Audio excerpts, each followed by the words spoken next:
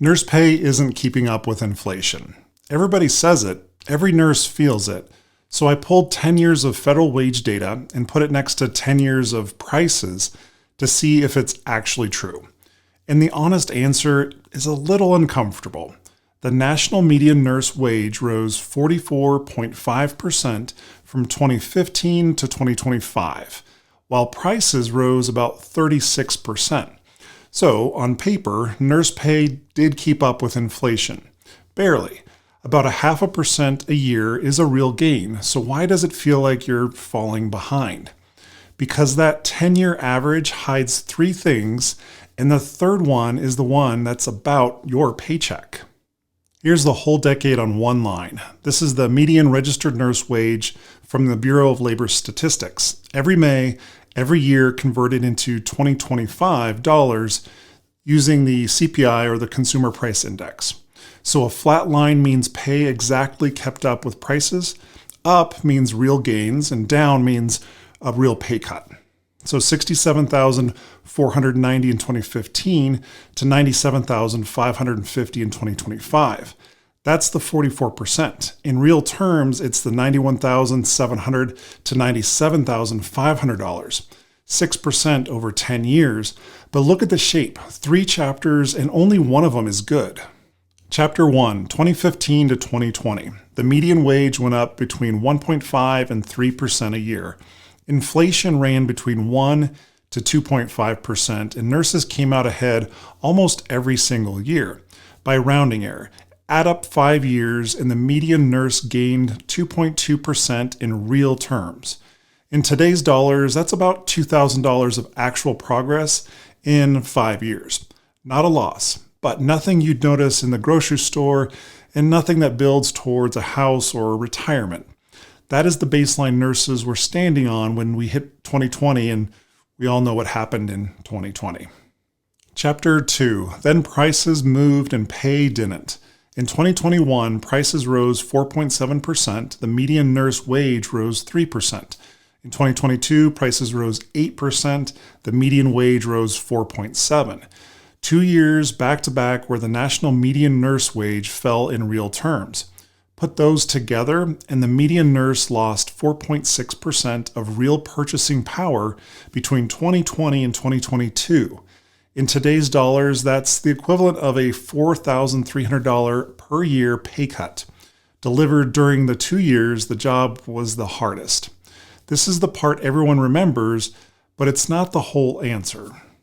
Chapter 3, from 2022 to 2025, the median rebounded hard.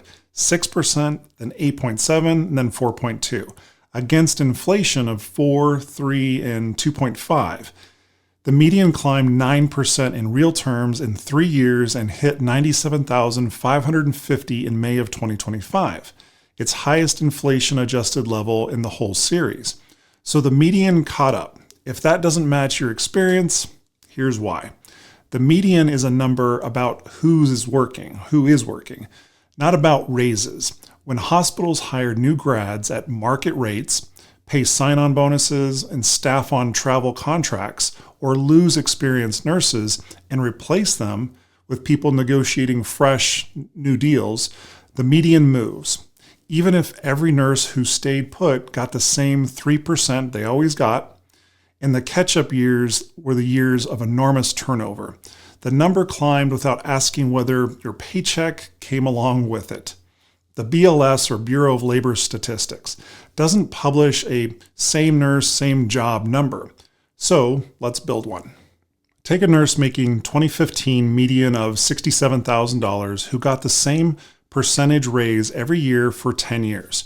To just break even with inflation, that raise had to be 3.11%. Every single year. 2% a year? Well, you end up a decade of 10% poorer in real terms than the nurse you were in 2015. At 2.5%, it's almost a 6% behind. And then at 3% a year, a good year on a lot of hospitals for 10 straight years, and still you're 1.1% behind where you started. That's the honest answer to the question. Nurse pay as a national statistic kept pace.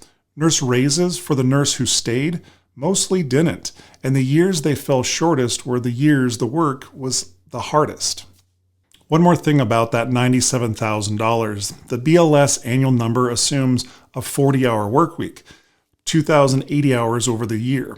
Most bedside nurses work 3/12s. That's 36 hours, which is 1,872 per year. Take the actual median hourly wage of $46.90 times the hours you actually work, and the median is closer to $87,800, not $97,005. The percentages don't change, but the headline dollar figure is about 10% higher than what a 3/12s nurse at median actually makes.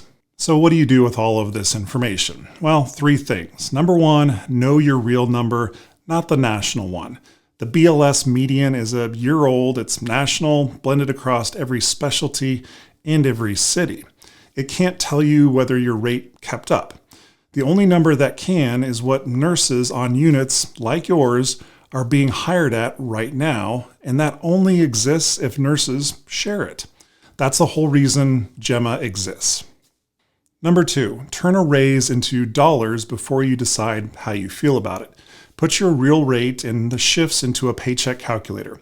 Run the raise as a second scenario and see what actually lands in your account each week. I created a calculator. It's free. Down in the description, you'll see the link for it. Give it a shot. I think you'll like it. Then number 3, bring the inflation math to the raise conversation. For example, since my last raise, prices are up this much and my pay is up this much. It's a factual sentence sourced by BLS data, and it turns asking into accounting instead of emotions. Nurse pay didn't collapse. It stalled, it took a hit, and then the average recovered without asking whether you did or not. And if you're a licensed nurse that's working right now, share your real number. That's how the next nurse finds out whether hers or his kept up. One last thing, the BLS or Bureau of Labor Statistics uses a 40-hour work week to figure out most of the annual salary numbers. And they aren't the only ones. It's probably affecting your pay more than you think. And watch this video next to learn about the 40-hour lie.